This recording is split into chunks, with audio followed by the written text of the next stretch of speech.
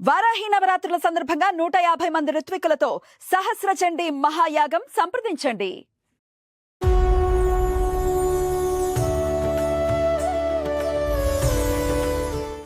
అసలు సాటిస్ఫాక్షన్ అనేది లైఫ్‌లో ఉంటుందా అండి?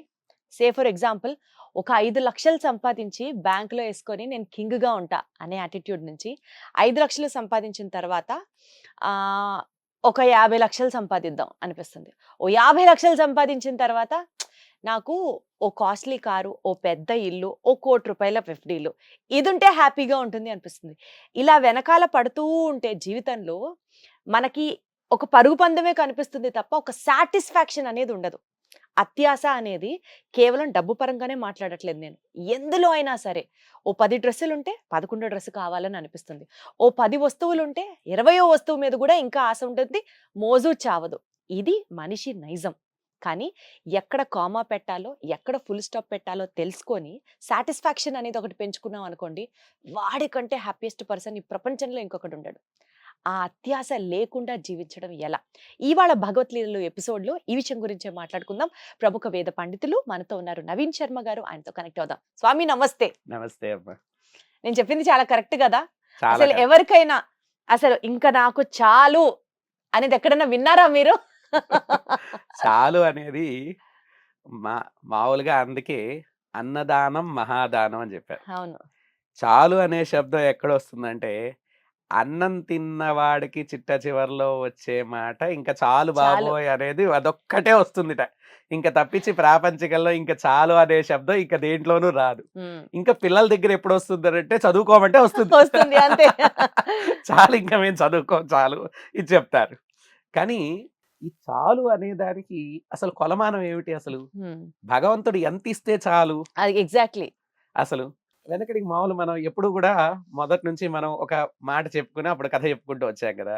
ఈరోజు ఫస్ట్ కథ చెప్పుకుని మనం మాటలు హా! చెప్పుకుందాం. ఎలా ఉంటుందో చూద్దాం. సరే. అసలు ఒకానొక సందర్భంలో ఒక రైతున్నాడు. హ్మ్. ఆ రైతుకి 3 కొడుకులు. హ్మ్. ఆయనకి అవసాన దశ వచ్చేసింది.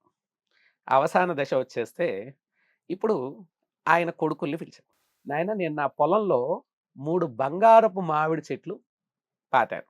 ఆ బంగారపు మామిడి చెట్లకి 3 ముగ్గురికి 3 ఇచ్చేస్తున్నా ఆ మామిడి చెట్లు. మీరు చక్కగా అవి తీసుకుని వచ్చారు. కానీ మీరొకటి నేను గుర్తుపెట్టుకోండి. మీరు ఎన్ని కాయలు కావాలో అన్నీ కోసుకోవాలి. హ్మ్.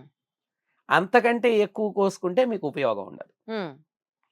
ఆ బంగారపు మామిడి చెట్టు దగ్గరికెళ్ళేటప్పుడు మీ మనస్సు నాకు ఎంత కావాలి అని ఒక కొలమానం పెట్టుకోండి. హ్మ్. నా మనస్సు వచ్చిన దాంట్లో ఏమి ఇవ్వగలం అవతల వాళ్ళకి అనే నిర్ణయం చేసుకోండి. ఒక దాన గుణం ఉండనిండి, అలాగే మనకెంత కావాలి అనేది కూడా ఒక కొలమానం పెట్టుకోండి. ఈ 2 తీసుకోండి. ఇది రూల్. మీ బంగారు మామిడి చెట్ల దగ్గర. నేను కష్టపడి పెంచేశాను. సరే అయితే పెద్దవాడు సరే ఆయన అవసానం అయిపోయింది. ఆయన గతించారు. పెద్దవాడు నేను వెళ్ళి మామిడి చెట్ల నుంచి మామిడికాయలు కోసుకుంటాను అని వెళ్తూ వెళ్తూ ఉంటే భగవంతుడు ఎవరిని పరీక్ష చేయకుండా ఏది ఇవ్వడు. ఏది కూడా ఎప్పుడు కూడా ఆయన ఏమన్నా అంటే సరే ఒక వృద్ధుడి రూపంలో వచ్చారు. వృద్ధుడి రూపంలో వచ్చి నాయన బాగా ఆకలేస్తోంది. ఏదైనా నాకు కొంచెం ఏదైనా పెడతావా? నాన్న ఏం చెప్పాడు? బంగారు మామిడి పళ్ళు కోసుకున్న తర్వాత ఎవరికైనా దానం చేయమన్నాడు. హ్మ్. ముందర ఇవ్వమని చెప్పలేదుగా. హ్మ్. సో ఇవ్వక్కర్లా. హ్మ్. అంటే మనం కోసేసుకోవచ్చు. హ్మ్. రూల్ బుక్ లో అది లేదు. హ్మ్. సో కోసేసుకోవచ్చు. అతి తెలివి. కాబట్టి మనం ఇవ్వక్కర్లేదు. చిచి నీకు ఇవ్వడానికి నా దగ్గర ఏం లేదు. సార్ అదేదో చద్ది మూట కనిపిస్తోంది కదా, దూరం వెళ్తున్నావు కదా, కొంచెం పెట్టు. ముసలాడి నేనెంత తింటా, కొంచెం తింటా కదా. అబ్బే చద్ది మూట నాకే సరిపోదు, నువ్వు ముసలాడు ఇంత తింటే సరిపోతుంది అన్నావు నువ్వు. నేను పడుచువాడిని, నేను మొత్తం తింటే కూడా నాకు సరిపోదు. కాబట్టి నాకు పనికి. సరే అయితే వెళ్ళిపోయాడు. వెళ్ళిన తర్వాత మొత్తం ఒకసారి కొయ్యడం మొదలుపెట్టిన తర్వాత చెయ్యి ఆటోమేటిక్గా అన్ని పళ్ళ దగ్గరికి వెళ్ళిపోతుంది. మొత్తం తీసుకెళ్లి మూట కట్టుకున్నాడు. అబ్బా ఈ రోజుతో నా దరిద్రం తీరిపోయింది, బంగారు పళ్ళని నావే, చక్క రేపు కాయకు పండగ పోయినా పర్వాలేదు, ఈ వచ్చిన వాటితో సుఖంగా బతకచ్చు అనుకుని ఇంటికి తెచ్చుకున్న తర్వాత విప్పి చూస్తే అవి బొగ్గు కాయలుగా ఉంది. అయ్యయ్యో. బొగ్గు కాయలు. సరే ఈ మాట బయటికి చెప్పుకోలేడు, ఎందుకంటే రూల్ బుక్లో నానేం చెప్పాడు, నీకు ఎంత కావాలో అంతే కోసుకో అని చెప్పాడు, చెప్పుకోలేడు. సరే తర్వాత రోజు తమ్ముడు వచ్చాడు. తమ్ముడు వచ్చి, అన్నయ్య నేను బంగారపు పళ్ళు కోయడానికి వెళ్తున్నాను, నువ్వు కోసుకొచ్చావు కదా బాగానే ఉన్నాయా, అక్కడ బంగారపు చెట్టు ఉందా అసలు అంటూ, బావుడు పళ్ళు ఉన్నాయా అని. వీడు వెంటనే బావుడు పళ్ళు ఉన్నాయి, బంగారపు కాయలు ఉన్నాయి, నేను తెచ్చుకున్నా కూడా నిజం అప్పటి వరకు నేను తెచ్చుకున్నా, ఆ తర్వాత ఏమైందో చెప్పను. అయిపోయింది, నువ్వు కూడా తెచ్చుకో. వెళ్ళాడు. దారిలో వెళ్తూ ఉంటే భగవంతుడు మళ్ళీ వృద్ధుడు రూపంలో కనిపించి, దాహం వేస్తోంది నాయన, నీ దగ్గర నీళ్లు ఉన్నాయి కదా, కొంచెం మంచి నీళ్ళు. నాన్న ఎవరికైనా దానం చేయమన్నాడు తిండి, తప్పించి నీళ్లు దానం చేయమనలేదు కదా. అయ్యో వీడియో చేయలేదు. అయ్యయ్యో. అక్కర్లేదు. దానం చేయక్కర్లేదు. వీడు వెళ్ళాడు చెట్టు దగ్గర. కానీ అది మామూలు తెలివితో అంటే మామూలు ఆలోచనే కదా. ఎవరన్నా అడిగితే దానం చెయ్యాలి అంటారు కదా. అందులో నాన్న ప్రత్యేకంగా చెప్పేదేముంది? దానం ఎందుకు చేయాలి అసలు? పక్కనోడు కష్టంలో ఉన్నాడు కాబట్టి మన దగ్గర ఏదన్నా ఉంటే ఇవ్వాలి. అన్ని తెలివితేటలుంటే వాడికి బంగారు మామిడి పళ్ళు ఎందుకు? వాడి కష్టంతో వాడే బతుకుతాడుగా. అన్ని తెలివితేటలు ఉన్న వాడికి బంగారు మామిడి పళ్ళతో పనిలేదు. వాడే చక్కగా చెట్టు నాటుకుని చక్కగా కాయలు అమ్ముకుని వాడే మంచిగా జీవించగలడు. అని నిజంగా వాడు నిజంగా నిశ్చలంగా వాడంతట వాడు ఎదగాలనుకునేటటువంటి వాడికి బంగారం గని ఏ రోజు అక్కర్లేదు. వాడే పెద్ద బంగారం గని నిజంగా. వాడంతట వాడు ఎదగలడు. అది అలాగే వాడు వెళ్ళాడు, మొత్తం కాయలన్నీ కోసేశాడు. వీడు కూడా ఇంటికి తీసుకొచ్చాడు. వచ్చి చూస్తే మొత్తం అవన్నీ కూడా బూడిద కుప్పలాగా కనిపించాయి. సరే మూడో వాడి సమయం. ఈసారి అన్నయ్యల దగ్గరకు వచ్చాడు, నమస్కారం పెట్టాడు. అన్నయ్య నేను వెళ్తున్నాను, నాన్నగారు చెప్పారు కదా, ఆయన మాట తీసివేయకూడదు కాబట్టి నేను వెళ్ళదలిచాను. వెళ్ళాడు. వెళ్తుంటే దారిలో ఈ వృద్ధుడు కనిపించాడు. నాయన ఆకలి వేస్తోంది, దాహం వేస్తోంది, ఏమైనా ఇస్తావా అంటే తన దగ్గర ఉన్నటువంటి చద్దన్నం సగం పెట్టాడు. ఆయన ఆకలి తీరలేదయ్యా. మిగిలిన సగంలో కూడా మళ్ళీ సగం పెట్టాడు. ఇంకొంచెం ఉంచుకోవాలిగా, ఎవరైనా పూర్తి దానం చేయకూడదని సూత్రం ఎప్పుడు. తనకి లేకుండా అవతల వాళ్ళకి దానం చేయడం కూడా తప్పు. కాబట్టి మొత్తం సరే నాకు ఇంకా ఆకలేసాడు, మొత్తం పెట్టేశాడు. నీళ్లు కావాలి, మొత్తం ఇచ్చేశాడు. వెళ్ళాడు. ఆ మామిడి చెట్టు దగ్గరికి వెళ్ళాడు. వెళ్ళిన తర్వాత చెట్టు కింద నుంచి పై వరకు ఆపాదమస్తకం చూశాడు. చూస్తే బంగారపు కాయలతో ధగధగా మెరిసిపోతూ ఉంటే వాడు అనుకున్నాడు, మా నాన్న ఇది పెంచడానికి ఎంత కష్టపడ్డాడు, ఇప్పుడు నేను ఈ కాయలన్నీ కోసేస్తే మా నాన్న నాకు గుర్తుండడు, కాబట్టి ఈ కాయలు నాకు అక్కర్లేదు, కాబట్టి నేను జీవించడానికి నాకు ఒక్క మామిడి పండు చాలు. ఒక మామిడి పండు కోసుకున్నాడు, ఇంటికి వచ్చాడు, అది అమ్ముకున్నాడు, సుఖంగా జీవించాడు. ఈ ఎపిసోడ్ మొత్తంలో మనం ఒక్కటే విషయం ఆలోచన, ఏది ఎంతవరకు కావాలని అడగడంలో కూడా ఒక గొప్పదనం ఉంది, క్లారిటీ. ఈ అడగడం అనే విషయంలో మనం చిన్న పిల్లలం అయిపోవాలి. చిన్నపిల్లలు తల్లి దగ్గరకు వచ్చి అమ్మ నాకు ఆశా చాక్లెట్ కావాలని అడుగుతాడు. వాడికి క్లారిటీ ఉంది. అమ్మ ఒక బంతి కాలువలో పడిపోయింది, ఒక బంతి కావాలని అడుగుతాడు, బ్యాట్ అడగడు వాడి దగ్గర. రెండోది, మా ఆకలి వేస్తోంది నాకు అన్నం పెట్టంటాడు, మైసూరు పాకు అడగడు. ఎందుకు? వాడి మనస్సులో వైకల్మష్యం లేదు. ఈ రోజు నేను బ్యాట్ ఇంకోటి అడిగితే ఉంటుంది కదా పక్కన సేఫ్ సైడ్ అని అనుకోడు. వాడి దగ్గర బ్యాట్ ఉంది, బాల్ పడిపోయింది, బాల్ కావాలి. ఒక పసిపిల్లాడి మనస్తత్వం ఉండాలి అడగడంలో. అందుకే మనకు ఆ వయస్సు పెరుగుతున్న కొద్దీ ఆ పసిపిల్లాడి మనస్తత్వం పోయి లోకల్లో ఇంకా మనం అందరికంటే ముందుండాలి పరుగు పందెంలో అనే భావన పడిపోయి, వాడికంటే మనకి ఎక్కువ కావాలి, పక్కింటి ఆవిడ వడ్డారం కొనుక్కుని 250 గ్రాములు పెట్టి మేము 350 గ్రాములు వడ్డారం కావాలి, వాడు 3 అంతస్తులు మేడ కట్టాడు నేను 5 అంతస్తులు మేడ కట్టాలి అనే భావనలోకి వెళ్ళిపోయి స్వామివారు కనిపించంగానే 100 పేజీల చిట్టా చదివేస్తారు. అష్టోత్తరం కంటే ఎక్కువ అడుగుతాడు వీడు. అదే కదా.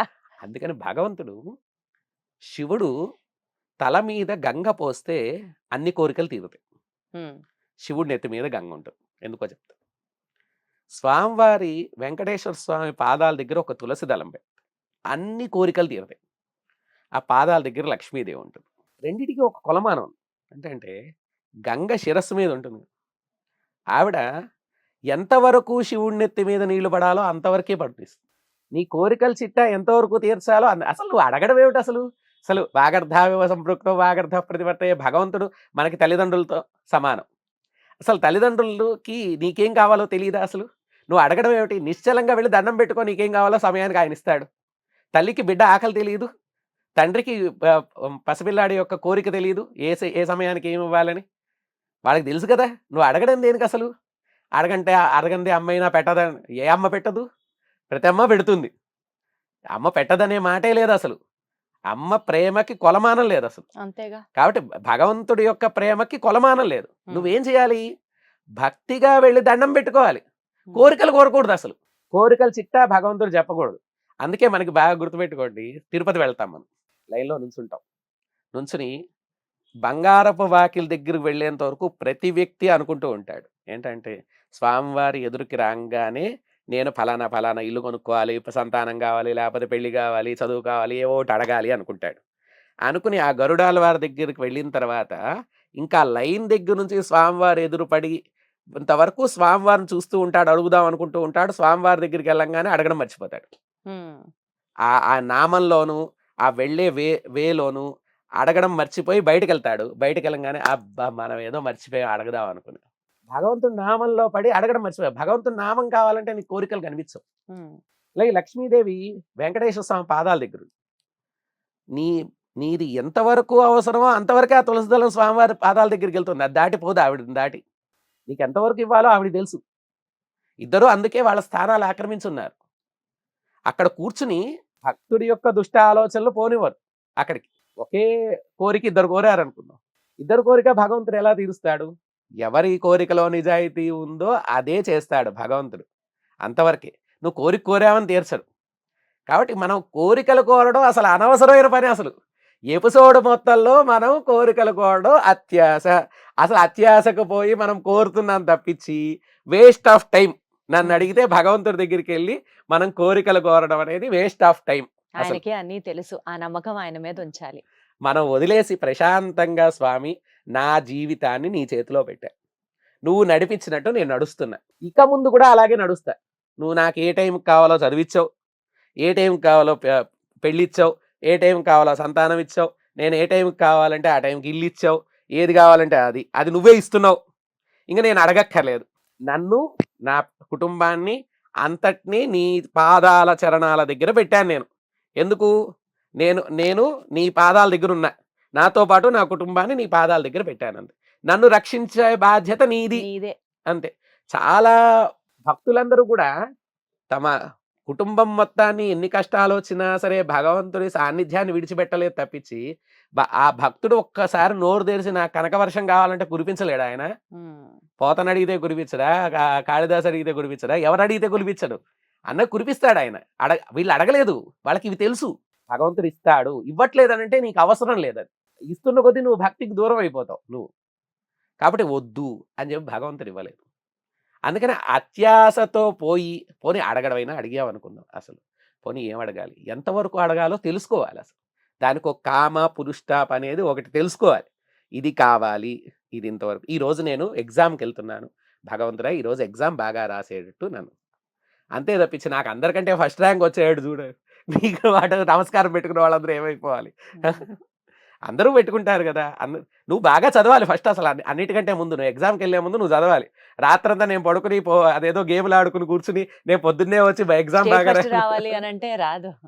భగవంతుడు చేయడు, చేసే శ్రమని కూడా చూస్తాడు. అంటే కోరిక కోరడమే అత్యాశ ఒకటి. రెండోది పోనీ కోరిక కోరదలుచుకుంటే అందులో క్లారిటీ, మనకి ఎంత కావాలి, మనకి ఎంత అవసరము అంతవరకే అది మనం తెలుసుకోగలిగితే జీవితము ప్రశాంతంగా ఉంటుంది. అవి కనీసం ఆ స్వామి పట్టించుకోవడానికైనా ఆస్కారం ఉంటుంది.